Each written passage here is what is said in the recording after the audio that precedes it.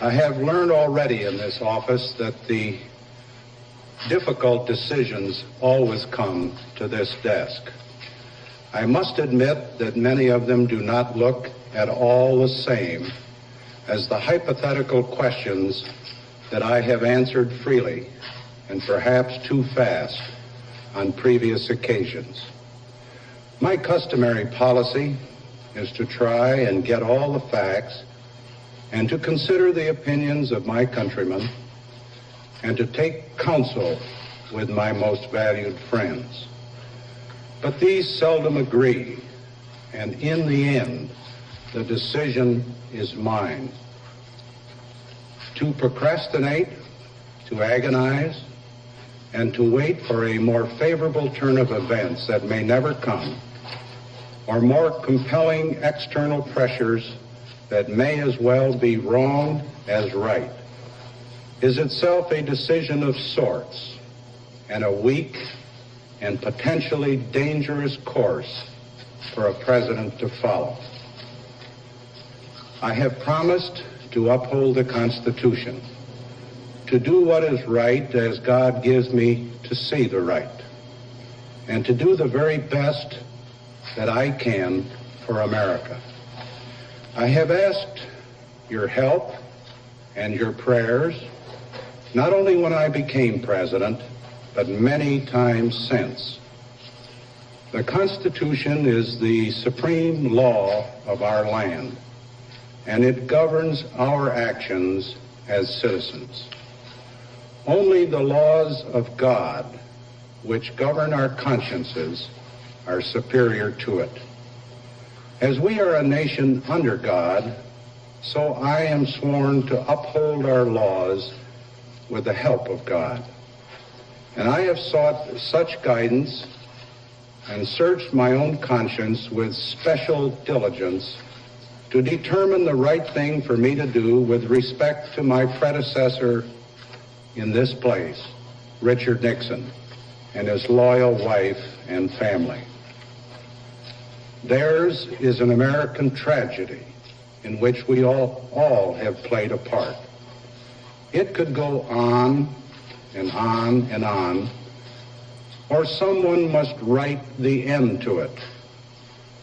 I have concluded that only I can do that, and if I can, I must.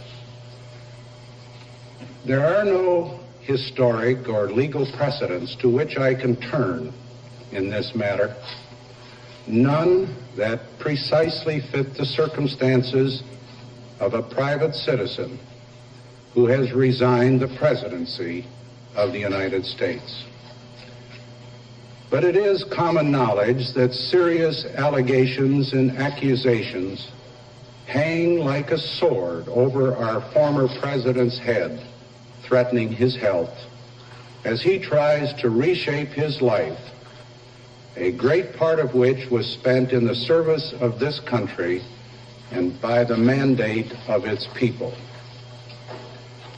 After years of bitter controversy and divisive national debate, I have been advised, and I am compelled to conclude, that many months and perhaps more years will have to pass before Richard Nixon could obtain a fair trial by jury in any jurisdiction of the United States under governing decisions of the Supreme Court.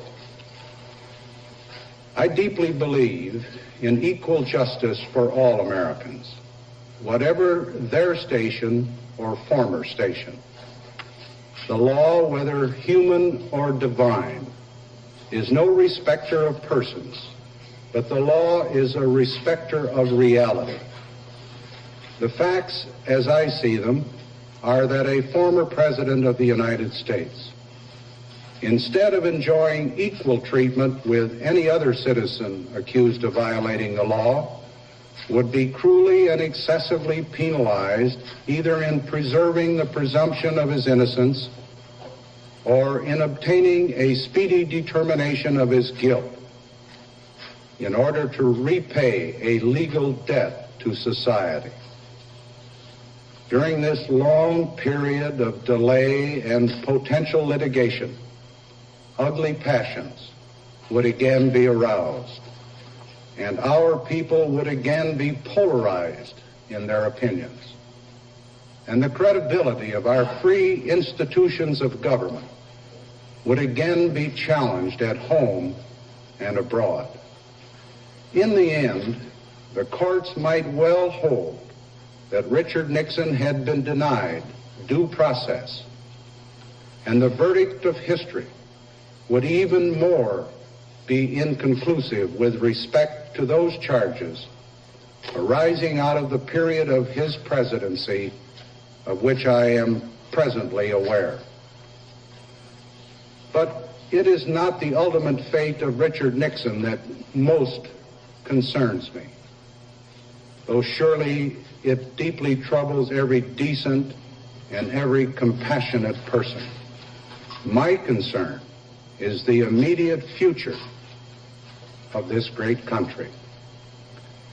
In this, I dare not depend upon my personal sympathy as a longtime friend of the former president, nor my professional judgment as a lawyer, and I do not. As president, my primary concern must always be the greatest good of all the people of the United States, whose servant I am. As a man, my first consideration is to be true to my own convictions and my own conscience. My conscience tells me clearly and certainly that I cannot prolong the bad dreams that continue to reopen a chapter that is closed. My conscience tells me that only I, as president, have the constitutional power to firmly shut and seal this book. My conscience tells me it is my duty not merely to proclaim domestic tranquility, but to use every means that I have to ensure it. I do believe that the buck stops here, that I cannot rely upon public opinion polls to tell me what is right. I do believe that right makes might, and that if I am wrong, 10 angels swearing I was right would make no difference.